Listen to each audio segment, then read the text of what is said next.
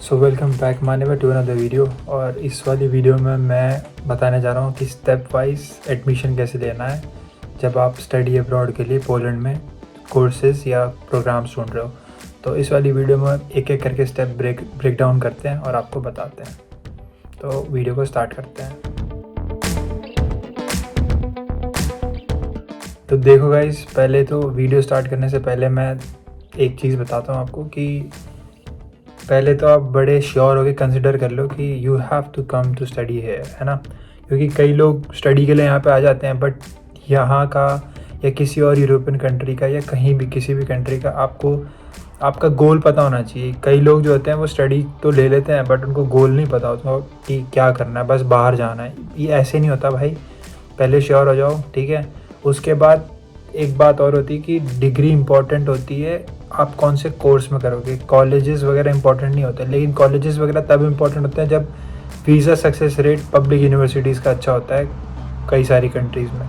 तो private universities का जब आप एडमिशन लेते हो तो कोशिश करो कि कोर्स बहुत अच्छा हो, ठीक है। और वो उससे मतलब आप एम्बिशन जुड़ा हो आपका, है ना, कि मतलब कोई एम हो लाइफ में जो उससे पूरा हो जाएगा और आप बड़े कॉन्फिडेंट हो, तो ही आप प्राइवेट यूनिवर्सिटीज़ में बेस्ट कोर्सेज लो। प्राइवेट यूनिवर्सिटी में कोई भी कोर्स लेके आना जिसके लिए आप मोटिवेटेड नहीं हो, तो मैं बोलूँगा आप अप्लाई ना करो। मतलब करना है तो आप करो भाई, पैसे मतलब लगाने वाली बात है, लेकिन वीज़ा सक्सेस रेट उसी का होता है जो जेन्युइन केस होता है।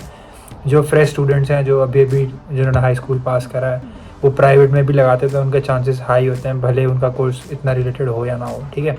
तो ये सारी कुछ बातें होती हैं। इस पर अगर आपको डीप में अगर बात मतलब सुननी है, वैसे मेरे राय जाननी है मेरी, तो इस पर मैं वीडियो बना सकता हूँ। और अगर आप कमेंट्स करोगे, अगर मेरे को कुछ ज़्यादा कमेंट्स मिले कि हाँ इस पे वीडियो चाहिए, कि मतलब कि स्टडी अब्रॉड कंसिडर करना चाहिए कि नहीं करना चाहिए, और अगर करना चाहिए तो कैसे कंसिडर करना चाहिए, है ना, और क्या क्या बातें ध्यान में रखनी चाहिए before you move to take admission, है ना। तो वो सारी बातें करूँगा मैं अगर आपको चाहिए। तो चलो ये वाली वीडियो यहाँ पे स्टार्ट करते हैं, जो हमारा मेन पर्पज़ है, ठीक है। तो मैं कैमरा घुमाता हूँ और आपको चीज़ें दिखाता हूँ स्क्रीन पे, ठीक है, और एक एक चीज़ बताते हुए जाता हूँ, ठीक है। उससे आपको ज़्यादा क्लियर होगा कि स्टेप वाइज एडमिशन कैसे लेना है पोलैंड में। मैं सिर्फ पोलैंड की बात करूँगा और कंट्रीज़ की नहीं। तो लेकिन ज़्यादातर भाई स्टडी अब्रॉड हर जगह का प्रोसेस कहीं ना कहीं एक स्टैंडर्ड फॉलो होता है, तो इस तरीके से आप वहाँ पर भी देख सकते हो। तो स्टार्ट करते हैं। तो भाई पहले तो आपने ऐसे लिखना है स्टडी इन पोलैंड, ठीक है। उसके बाद एक ये वाली साइट आएगी, इस साइट पे ध्यान से देखो, यहाँ लिखा है study.gov.pl। तो यही वाली साइट है। इसके अलावा और कोई भी साइट जो नीचे आ रही है, ये देखो studypoland.pl, ये भी साइट है, बट ये देख रहे हो इस पर कुछ मतलब थोड़ा डाउट सा लग रहा है मेरे को, क्योंकि ये ग्रे कलर का है। और study.eu ये सब पोलैंड गवर्नमेंट की साइट नहीं है। तो आप इनकी गवर्नमेंट की साइट ये वाली है शायद, ठीक है, जो उन्होंने जो प्रमोट करते हैं, आपको इस पर क्लिक करना है, ठीक है।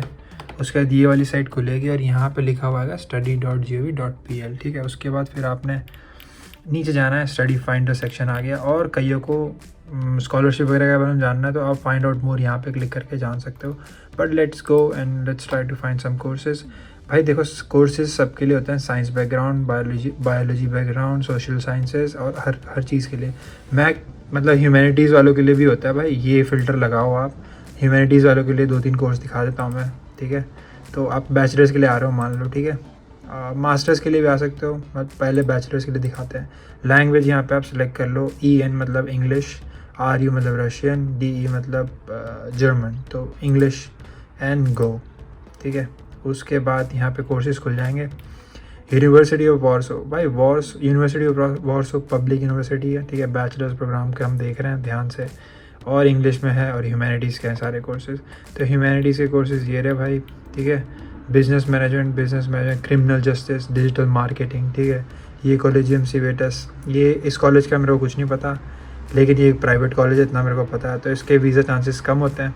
बट यूनिवर्सिटी ऑफ ग्डांस ये गवर्नमेंट की है, जैसे है ना। यूनिवर्सिटी ऑफ ओपोले ये भी गवर्नमेंट की है। इंग्लिश एंड पब्लिक कम्युनिकेशन, तो ये सारे ह्यूमैनिटीज़ के कोर्सेज होते हैं। इंग्लिश स्टडीज़ और यूरो कल्चर, ये सारी चीज़ें। तो यहाँ पे और भी हैं कोर्सेज, साइकोलॉजी, टूरिज़म, रिक्रिएशन, इसके अलावा सेकंड वाले पे जाते हैं, यहाँ देखते हैं inter cultural communication, language and literature studies,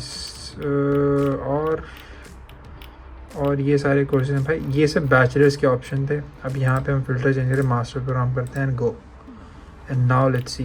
तो यहाँ पे अमेरिकन स्टडीज़, इंग्लिश स्टडीज़, ये सारी चीज़ें आ रही हैं। यूनिवर्सिटी ऑफ लोड्स, ये LODS, लोड्स नहीं है, इसको कहते हैं वूज। यहाँ पे ये L पे एक डंडा होता है, यहाँ पे L ऐसे बनता है, उस पर एक स्लैश होता है, तो उसको ये लोग वो पढ़ते हैं। तो यूनिवर्सिटी ऑफ वूज बोलेंगे इसको यहाँ की लोकल भाषा में।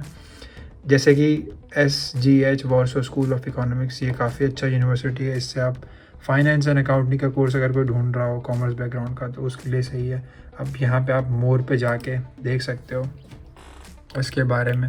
यूनिवर्सिटी ऑफ इकोनॉमिक्स, ये लिंक वगैरह दिए होते हैं कि आप स्टडी प्रोग्राम और ये URL वगैरह। कई बार ये URL काम नहीं करता, आप इसको क्लिक करके जा सकते हो। या तो एक ऐसा करो, यूनिवर्सिटी ऑफ इकोनॉमिक्स रीजन दे रखा है यहाँ पे, लेकिन ये ना डालो, यूनिवर्सिटी का नाम डालो आप, ठीक है, और मास्टर्स प्रोग्राम डाल के और कोर्स का नाम डाल के आप यूनिवर्सिटी की वेबसाइट पे जाके देख सकते हो। बट चलो हम इस वाले लिंक पे क्लिक करते हैं और ये नहीं खुला जैसे कि।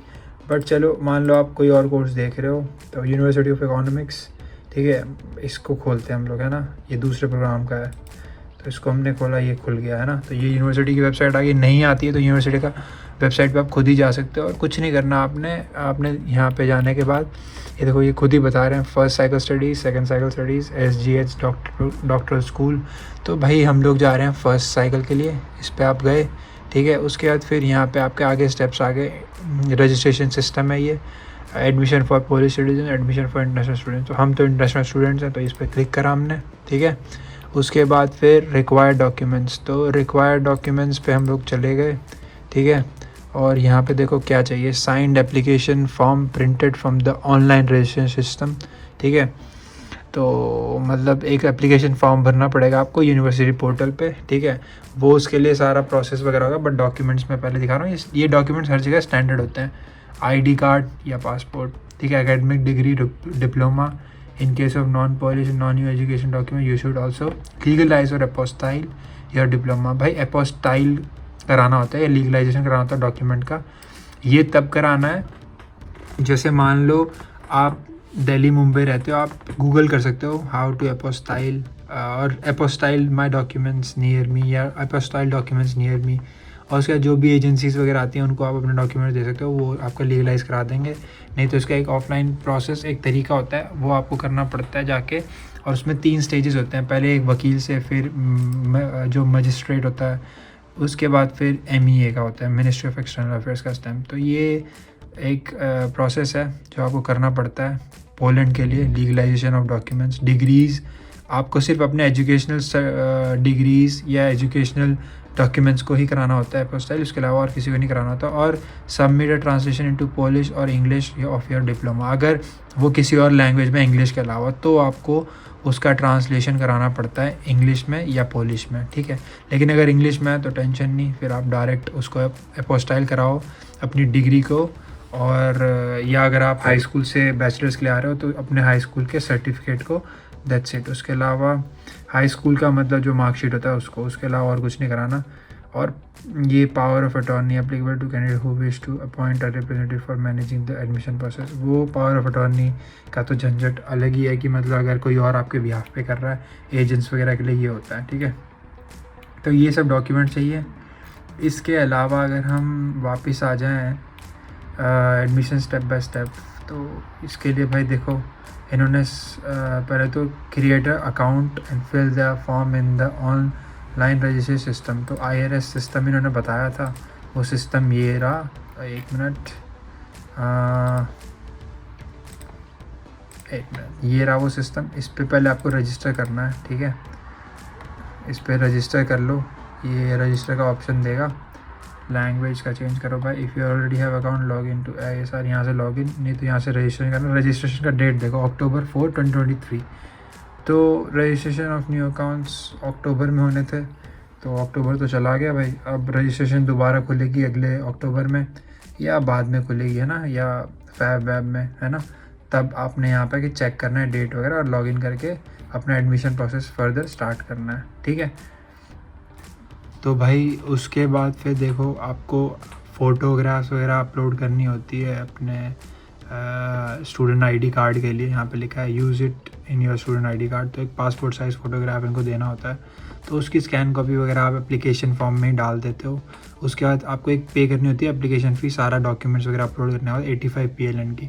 तो 85 PLN होते हैं अपने 1800 रुपये करीब। तो भाई इतना तो मैंने भी करा था, 2000 इतना ये मिनिमम रेट होते हैं। तो इतने आपको पे करके ये एक रिस्क लेना होता है, आपको एप्लीकेशन फ़ी भरनी होती है। और उसके बाद फिर ज़्यादा अगर आप अर्ली अप्लाई करते हो ना टाइम पे और आपके सारे डॉक्यूमेंट्स हैं, तो आपके चांसेस होते हैं हाई कि आपका एडमिशन हो जाएगा। ठीक है, तो इसलिए जल्दी अप्लाई करो और पैसा जो जाएगा वो पानी में नहीं जाएगा अगर आपने टाइम पे अप्लाई करा है। तो लेट अप्लाई करोगे भाई तो चांसेस थोड़े कम होते हैं, स्लिम हो जाते हैं, बट फिर भी एडमिशन के चांसेस हाई हैं पोलैंड में as compared to other western European countries.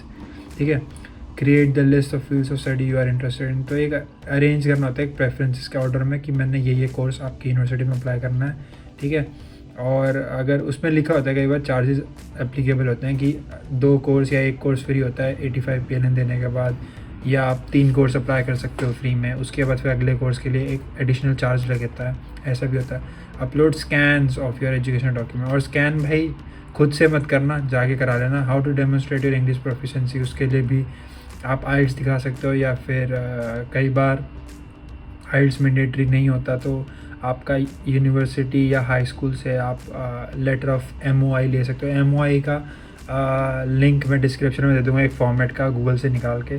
तो वैसा एक फॉर्मेट आपने यूनिवर्सिटी से रिक्वेस्ट करना होगा अपनी हाई स्कूल से, और वो आपको बना के अपने लेटर ऑफ हेड में दे देंगे। ठीक है, after you submit your scans for verification we will need a couple of days to verify them. You will see the outcome of verification process in the document upload tab in the registration system. तो registration system जिसमें आप login वगैरह करोगे वहीं पे ही आपको सारा update वगैरह दे देंगे। ठीक है, और in case we have any doubts और require some additional document we will contact you. So ये आपको उसी जीमेल वगैरह आईडी पे आपकी कांटेक्ट करेंगे या मेल आईडी पे कि आपको क्या है। उसके बाद एक्सेप्ट द ऑफर लेटर। ठीक है, अगर आपके डॉक्यूमेंट सारे पूरे हैं तो you will accept the offer letter. To accept it you will have to fill out some additional information in ISR। You will have to upload the signed application form 2। Important, after you take the above mentioned step you need to click again submit for verification। ये सारे process होने के बाद accept आपको करना पड़ेगा, उन्होंने आपको एक्सेप्टेंस लेटर भेजा है तो, और वो जब आप एक्सेप्ट करके सबमिट फॉर वेरिफिकेशन अगेन करोगे तो आपका प्रोसेस फर्दर स्टार्ट होगा। वेट फॉर योर डिसीजन, वो 2 वीक लेंगे या 1 वीक लेंगे, आपको डिसीजन दे देंगे। Read the information for freshman students. ठीक है, log in and password to student system will be sent via mail. आपको एक और ईमेल आईडी वगैरह क्रिएट कर दी जाएगी यूनिवर्सिटी की तरफ से और वो आपको भेज दिया जाएगा। ठीक है, फर्स्ट सेमेस्टर के लिए। और फिर पे द ट्यूशन फ़ी, अब आपको करना पड़ेगा। कई लोग बैंक से करते हैं, कई लोग अलग अलग तरीके से करते हैं। Payment in advance because of the visa procedure, you can do so you इस टू कवर। तो मतलब पेमेंट भाई टाइम पे कर दो ताकि वीज़ा प्रोसेस वगैरह के लिए भी आसानी होए, है ना। फिर submit the original documents and join the orientation days. फिर एक बार एडमिशन फ़ी भर दी, फिर वीज़ा वगैरह आपने लेना है, उसके बाद फिर मस्त अपने ओरिएंटेशन डेज़ पे यहाँ पर आओ और अपनी स्टडीज़ को कमेंस करो। तो यही प्रोसेस है। Check if you need to start recognition process of your high school diploma. एक legalization of high school diploma का कराना पड़ता है। यहाँ पोलैंड आने के बाद भी जो बैचलर्स अप्लाई करते हैं उनका ये एक हेडेक होता है, बट उसके लिए टेंशन मत लो भाई, तुम यहाँ पे आ जाओगे ये सब के बगैर। मतलब ये स्टेप यहाँ पे आके करना होगा। इसके लिए यूनिवर्सिटी आने के बाद यूनिवर्सिटी में ही तुम्हें आसपास स्टूडेंट्स बता देंगे कि ये हमें करना पड़ता है अगर तुम थर्ड नेशनल होते हो तो। ठीक है, तो उसके लिए टेंशन ना लो, पहले ये सारे स्टेप्स होते हैं एडमिशन लेने के। ठीक है, तो मैंने बड़ी शॉर्ट समरी में अपना कोशिश करा कि वीडियो लंबी होगी but I tried my best to keep it short. तो ये प्रोसेस है। बाकी 1-2 चीज़ें और बता देता हूँ मैं। ये जो स्टडी फाइंडर है यहाँ पे मास्टर्स लेवल, डॉक्टर स्टडीज़, ठीक है, आप सब कुछ ढूंढ सकते हो। ठीक है, ये डॉक्टर स्टडीज़ के लिए history, canon law, literary studies, philosophy, इसके अलावा नॉन डिग्री प्रोग्राम्स भी होते हैं भाई इंग्लिश में ये और ह्यूमैनिटीज़ के। तो linguistics, polish module, polish path, Scandinavian module, summer school. और आप साइंस के फील्ड में अगर जाके आप मान लो बैचलर्स देखना चाहते हो तो चलो वो भी दिखा देते हैं आपको।